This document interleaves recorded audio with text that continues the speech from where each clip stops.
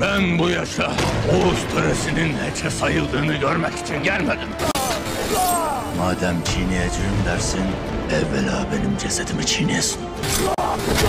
Beyliğe bir adım daha yaklaştın benim sayemde. Oğlun ölecek Lena. Bu kareye girmemeliydi. İkisini de kurtaracağım. Bedeli ne olursa olsun. Nikola'dan alacağımız altınlar, Türk topraklarından alacağımız ganimet, Osman'dan alınacak intikamımız var.